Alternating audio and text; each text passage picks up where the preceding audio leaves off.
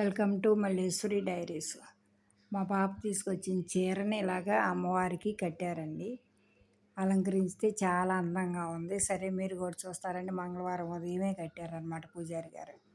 చూసాను చీర చాలా బాగుందండి. అందరూ చూసి గబగబ పూలదండలు తీసుకొచ్చి మొత్తం ఫుల్గా చీర కూడా కనపడకుండా అలా దండలు వేసారండి. సాయంత్రం మేము వెళ్ళేసరికి చూడటానికి అక్కడ ఉన్న పాప, అక్క మీరు ఇచ్చిన చీర కట్టారక్క అని మార్నింగ్ ఒకటగానే తీసిందంట, వీడియో ఇచ్చింది.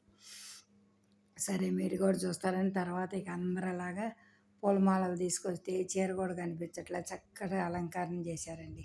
నేను మా ఊరి నుంచి తీసుకొచ్చాను అన్నాను కదండి కనకాంబరాలు. ఈ కనకాంబరాలు చాలా బాగుంటాయండి. అంటే బతికిద్ది కానీ అంటుగట్టి అంటుతోరనే వస్తుంది. అవి కొంచెం మల్లెపూలు కూడా ఉంటే యాడ్ చేసి అలా పూలమాల కట్టానండి. మా పాపకు రాదండి మాల కడతాం. మా వంశికాకేమో కాలిమాల కడతారు చూడండి, అలా కాదు. చిన్నప్పుడు మేము కాలికి ఇలాగ వేసుకుని ఇలా కట్టుకునేవాళ్ళం. ఒక్కొక్కరు రానప్పుడు ఊడేది కదా అది. అలాగే ఒక దానికి చైర్కి అనేది అన్న ఇలాగ కట్టి లెగ్కి చేస్తుంది అనమాట. సరే నేను ఉండగా అలా పూలమాల కట్టాను.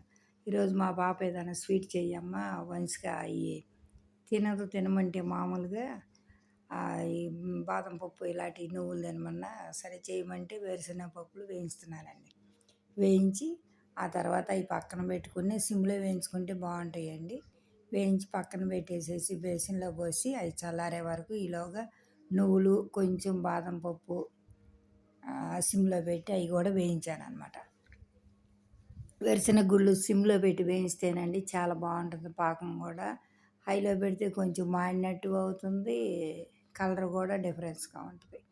సరే ఈ రకంగా సిమ్లో పెట్టి నిదానంగా కబుర్లు చెప్పుకుంటా ఇలా వేయించారనమాట. వేయించిన తర్వాత నువ్వులు అవి కూడా వేయించి బెల్లం కూడా తురుముకున్నాం అన్నమాట. ఇక పక్కన కూర్చొని ఇలా ఈ చల్లారేలోగా ఈ బాదం పప్పులు కూడా కొన్ని ముక్కలుగా కట్ చేసేసి నువ్వులు అవి కలిపి లైట్గా వేయించి పక్కన పెట్టాను అనమాట.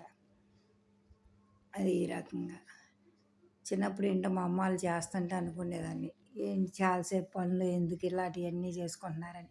కాకపోతే చక్కగా ఇంట్లోనే ఫుడ్ కదండి. వాళ్ళకి షుగరు బీపీలు లేవండి.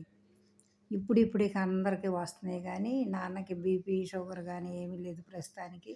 ఆయనకైతే చాలా స్వీటే ఇష్టం అండి. స్వీట్ ఇష్టంగా తింటారనమాట. సరే ఈ రకంగా అమ్మ ఎప్పుడు స్టాక్ పెడతా ఉండేది. పెద్ద పెద్ద క్యానులతో పెట్టేది. అన్నీ ఎలా చేసేవాళ్ళు అనుకుంటాను. ఇలా నువ్వులను బాదం పప్పు కూడా కట్ చేసి సన్నగా కొంచెం ఇక అలా సిమ్లో కొంచెం వేయిస్తున్నాను అనమాట. వేయించి ఇంకా ఏంటి సన్ఫ్లవర్ సీడ్స్ అవి ఉన్నాయి, అవి వేద్దామా అంది.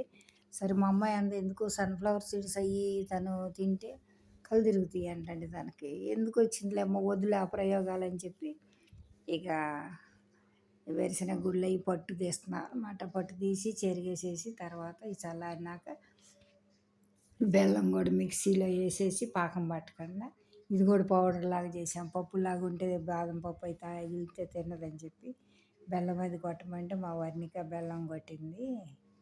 దాంతో ఆ తర్వాత ఇక మేము మిక్సీ వేసాను. ఇంకేమైనా హెల్ప్ చేయనా అమ్మమ్మ అంటుంది వర్ణిక. ఏం వద్దులేమ్మా, ఈరోజు బాగా వర్షం అని స్కూల్కి వెళ్ళలేదన్నమాట. వద్దులేమ్మా అన్నాను. ఆ తర్వాత లడ్డూలు ఈ రకంగా చేశాను. చాలా సింపుల్ అండి. ఇలాగా హెల్త్ పరంగా కూడా మంచిది. రోజు ఒకటి తింటే బెల్లం తింటే మంచిది అంటారు. సరే వేరుశనగ గుళ్ళు మంచిదేనే హెల్త్కి, బాదం పప్పు అన్నీ మంచిదే. నానబెట్టు తింటామంటే మర్చిపోతారు, నానబెట్టరు అనమాట. ఈ రకంగా లడ్డూలు చేసి ఈరోజు అక్కడ వాళ్ళకి పెట్టి వచ్చాను.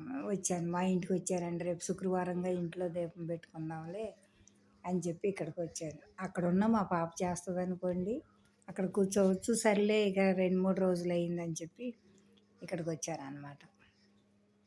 అదే ఈ రకంగా లడ్డూలు చేయటం పూర్తయిందండి. మా వంశిక కూడా హైదరాబాద్ కల్చరల్ ప్రోగ్రామ్స్కి వెళ్ళారు కదండి, వచ్చేసారు. తెల్లవారుజామున 3 గంటలకే వచ్చారు. ఇక ఫుల్గా నిద్రపోయారు. నిన్నంతా స్కూల్కి కూడా వంశీ మరీ 12 o'clock నిద్రలేసింది. నా బస్సులో అసలు నిద్రపోలేదంట. వర్ణిక పర్వాలేదు 10కి అలా లేచింది. ఇక ఈ రకంగా స్వీట్ అయితే చేసి పెట్టి 4 రోజులు తినండిలేమ్మా, రోజు స్కూల్కి